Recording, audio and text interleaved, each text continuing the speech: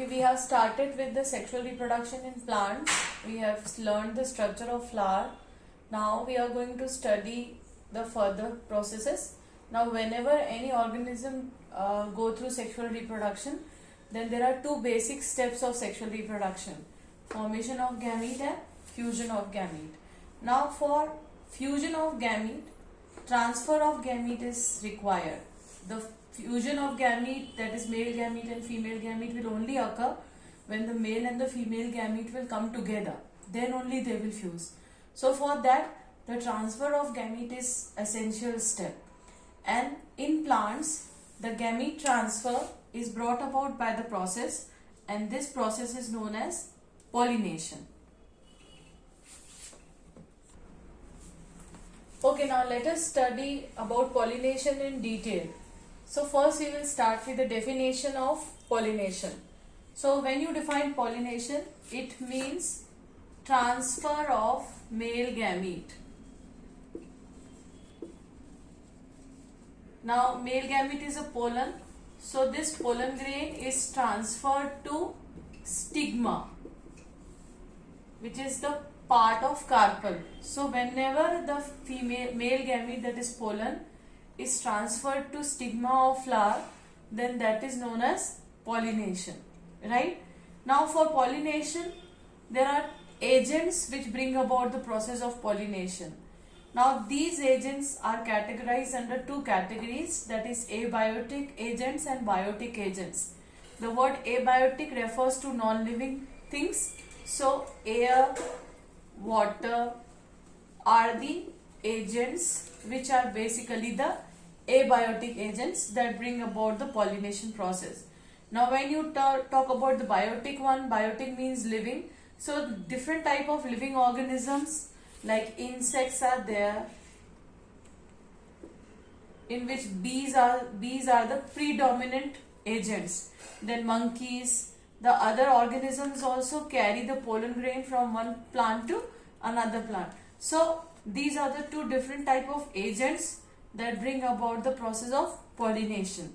Now let us talk about the types of pollination. So there are two types of pollination: self-pollination and cross-pollination. Okay, now let us learn about self-pollination first. So transfer of pollen from anther of flower to stigma of same flower. The flower is same. In the flower there is pollen also and stigma also, and the same flower the transfer is occurring. This is self-pollination. Now again one more definition is there for the self-pollination, that is transfer of pollen from anther of one flower to stigma of another flower on same plant. The flower is different but the plant is the same. Now the next pollination is the cross-pollination. It includes transfer of pollen grain from male flower which is present on one plant to stigma of female flower which is present on another plant. So here basically the plant is also the different one. Okay, now we have seen the definition. Now let us elaborate the definition. This is the flower. This is the bisexual flower, right? Where you can see the male part and female part both, right? The carpel is also there. See, this is the stigma and this is the anther where pollen is produced.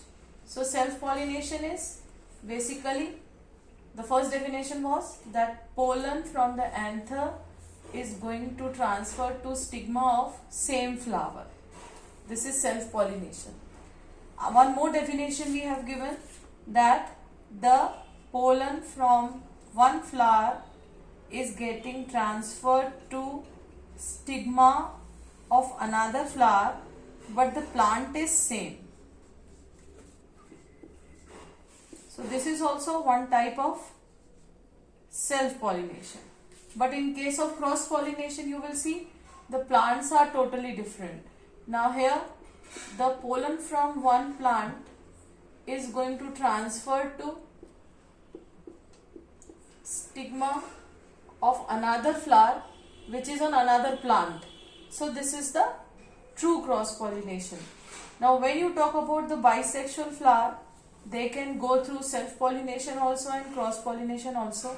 But when you talk about the unisexual flowers, then they only undergo the process of cross pollination, because in them the male flower is different and the female flower is different, and they can be present on same plant also and they can be present on different plant also. So this is the complete depiction of the pollination, its types.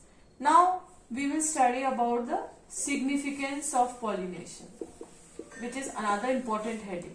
Now we have learned in the beginning that after formation of gamete, the gamete must fuse, and for that they must be brought together. That is, the pollen and the ovule must be brought together, then only they can fuse. So the transfer of gamete is brought about by pollination in plants. Till the time the pollination will not occur, the gamete will not be transferred, they will not come close to each other, and if they will not come close to each other, there will be no fusion. So till the time the pollination does not occur, the fertilization will not occur. So this is the significance of pollination. Sometimes the question comes that if pollination failed, then why the fertilization failed? So if the pollination is not occurring, the gametes will not be transferred, they will not come close to each other, and till the time they will not come close to each other, the fusion or the fertilization will not occur. Okay children?